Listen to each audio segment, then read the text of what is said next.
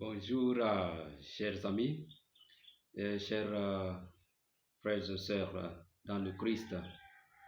J'espère que vous avez bien commencé le carême de cette année. Cette période de carême, nous faisons chaque vendredi le chemin de la croix.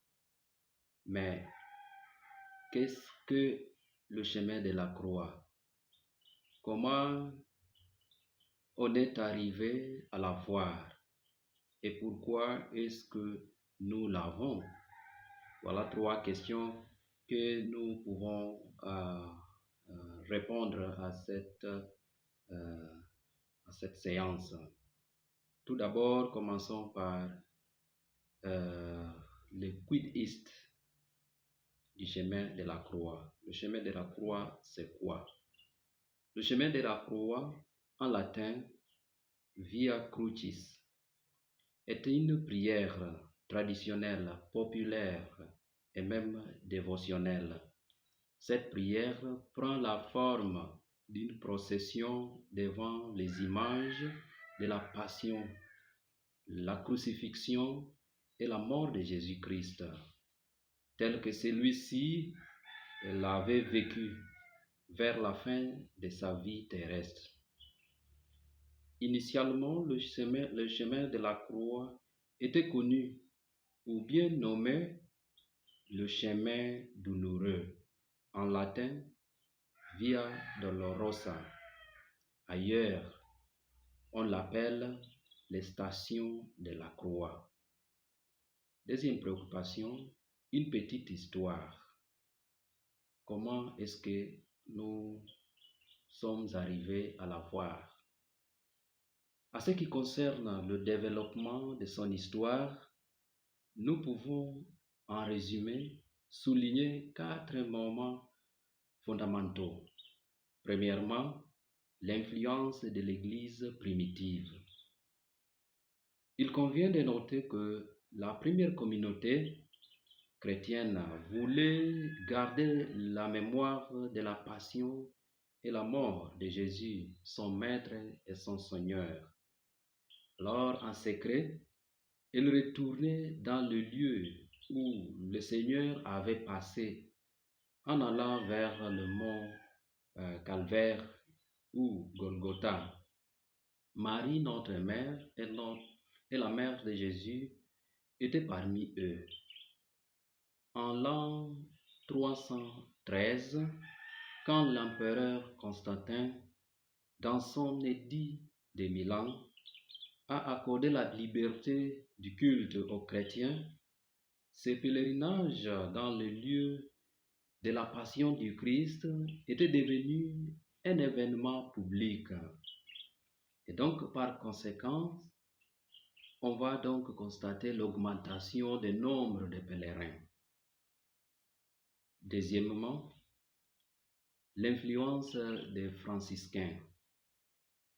Avec ces grandes multitudes de pèlerins, la Terre Sainte, on avait donc besoin d'un maître de l'ordre.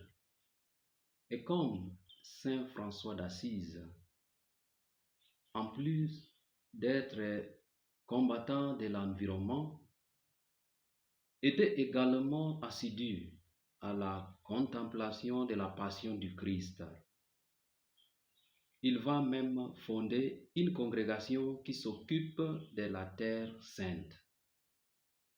C'est ainsi que, en 1342, l'Église va donner et même approuver cette congrégation franciscaine à la charge de garder et prendre soin de la terre promise, de la terre sainte, pardon. Les franciscains vont donc produire des réflexions spirituelles qui aideront les pèlerins qui cherchent à faire mémoire de la passion du Christ à Jérusalem. Troisièmement, l'influence des Turcs musulmans. Après avoir gagné ou remporté la guerre sainte, les musulmans d'origine turque ont décidé d'empêcher les pèlerins d'avoir accès à la Terre Sainte.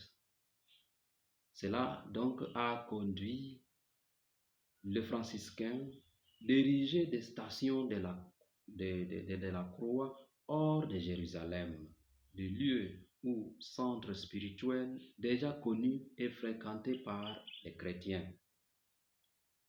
Quatrième étape, l'influence papale. Nous pouvons citer des papes qui ont marqué l'histoire du chemin de la croix.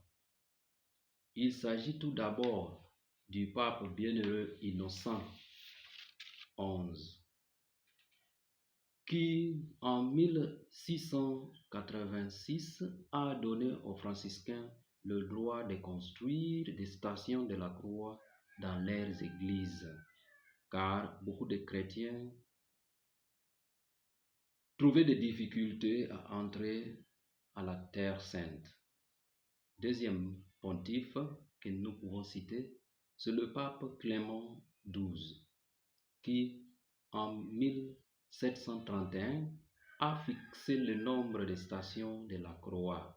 Désormais, elles seront 14, avec un ajout très récent, celle de la résurrection. Donc notre troisième et dernière préoccupation, pourquoi le chemin de la croix?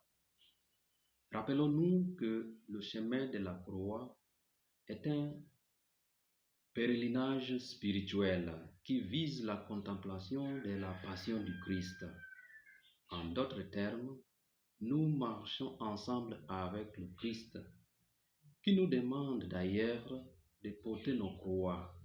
Luc chapitre 9, verset 23, un symbole d'une victoire, de notre libération, de notre salut. Nous ne sommes pas donc des spectateurs en ce qui concerne notre propre chemin du salut. Par contre, nous nous impliquons ensemble avec le Christ pour notre propre rédemption. Ainsi donc, le chemin de la croix est un moment de réparation ou d'atonement de nos péchés. C'est un moment d'ailleurs de la grâce. Bon chemin de croix à vous. Merci beaucoup.